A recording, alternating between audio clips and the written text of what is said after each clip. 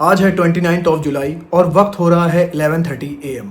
आज की सबसे बड़ी खबर ये है कि ईरान ने दोबारा हमला कर दिया है जॉर्डन के बेस पर अमेरिका के। बताया ये जा रहा है कि रात में कई बैलिस्टिक मिसाइल्स ईरान ने दागे जॉर्डन के बेस पर और विदाउट एनी इन्फॉर्मेशन।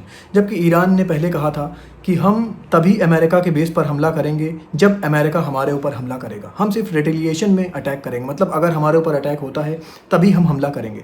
लेकिन विदाउट एनी इन्फॉर्मेशन कल ईरान ने अमेरिका के जॉर्डन के बेस पर कई बैलिस्टिक मिसाइल से हमले किए, जिसको देखा गया आसमानों में अमेरिका के एयर डिफेंस सिस्टम को रोकते हुए। कल इससे पहले की एक रिपोर्ट आई थी जिसमें बताया गया था कि ईरान एग्री हो गया है स्ट्रेट ऑफ हॉर्मूज़ को खोलने के लिए और स्ट्रेट ऑफ हॉर्मूज़ पर कोई भी फीस नहीं लगाई जाएगी। लेकिन उसके 2 घंटे बाद ही ईरान हमला कर देता है जॉर्डन के बेस पर। और दोस्तों, मुझे ये लगता है ये इस वजह से हुआ है कि कल अमेरिका और सऊदी अरब ने एक बड़ा अटैक किया है इराक़ के बेस पर। इराक़ के उन बेस पर हमला हुआ है जो कि बैक्ड बाय हैं ईरान, और हो सकता है कि इसी रिटेलिएशन में ईरान ने अटैक किया है जॉर्डन के बेस पर। बताया ये जा रहा है इराक़ के इस बेस से हमला हुआ था सऊदी अरब की ऑयल फैसिलिटीज़ को, जबकि इराक़ ने इनकार किया है कि उसकी तरफ से कोई भी ड्रोन्स फायर हुए थे सऊदी अरब की तरफ। और सऊदी अरब ने कल रात में अमेरिका के सेंटकॉम के साथ मिलकर एक बड़ा अटैक किया इराक़ के इस बेस पर, जिसमें बताया जा रहा है कि कई लोगों के मारे जाने की भी खबर है और बहुत से लोग इसमें घायल भी हुए हैं। इसी के साथ मैं आपको बता दूं, अभी अमेरिका ने इसका रिटेलिएशन नहीं किया है, मतलब कि अमेरिका ने अभी इसका जवाब नहीं दिया है। अभी अमेरिका और ईरान के बीच में बातचीत जारी है। ईरान के इस हमले के बाद से जो ऑयल प्राइसेस गिरना स्टार्ट हुए थे वो दोबारा से फिर बढ़ना स्टार्ट हो गए हैं। कल जो नेतन्याहू ने ट्रैवल किया था इजराइल से अमेरिका, तो उसमें बताया जा रहा है कि नेतन्याहू ने उस कंट्री के ऊपर से फ्लाई किया है जो आईसीसी की मेंबर है, इंटरनेशनल क्रिमिनल कोर्ट की मेंबर हैं, और इंटरनेशनल क्रिमिनल कोर्ट का ऑर्डर है नेतन्याहू को गिरफ्तार करने का। मतलब कि नेतन्याहू अगर किसी भी टेरिटरी में आते हैं जो आईसीसी का मेंबर है तो नेतन्याहू को गिरफ्तार कर लिया जाए। लेकिन कल नेतन्याहू का जो प्लेन होता है वो फ्लाई करता है इटली से, ग्रीक से, फ्रांस से, कनाडा से, लेकिन कोई भी इंटरसेप्शन नहीं होता, जबकि ये कंट्रीज़ इंटरनेशनल क्रिमिनल कोर्ट की मेंबर हैं और इंटरनेशनल क्रिमिनल कोर्ट का ये ऑर्डर है कि अगर इन टेरिटरी के अंदर बेंजामिन नेतन्याहू आते हैं तो उनको गिरफ्तार कर लिया जाए। लेकिन कल नेतन्याहू का प्लेन ने फ्रीली इन कंट्री के ऊपर से फ्लाई किया।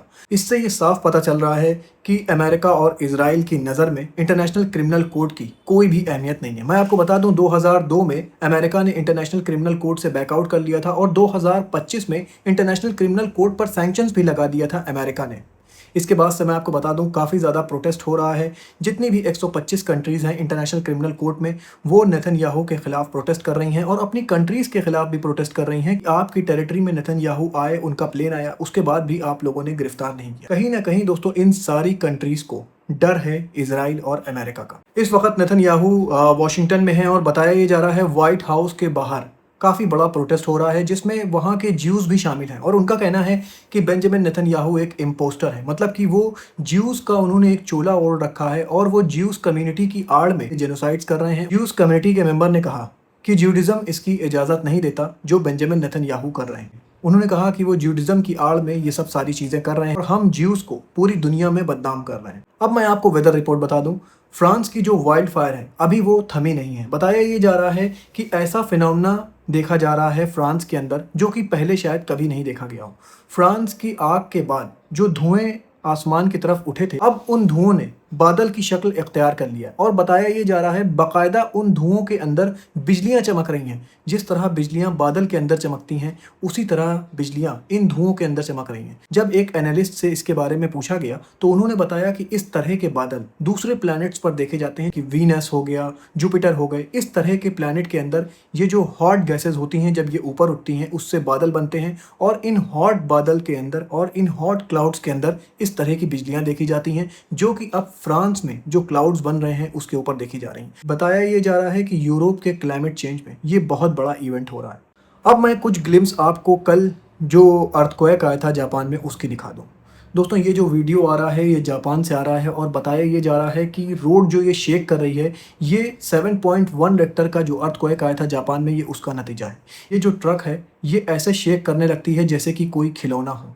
ये ब्रिज पर खड़ी रहती है और जब ये भूकंप आता है तो ये पूरी शेक करने लगती है। इससे आप अंदाज़ा लगा सकते हैं कि अर्थक्वेक की इंटेंसिटी क्या होगी। ऐसे ही खबरें लेकर मैं आपके पास आता रहूँगा। अपना बहुत ख्याल रखिए और मुझे भी अपनी दुआओं में याद रखिए।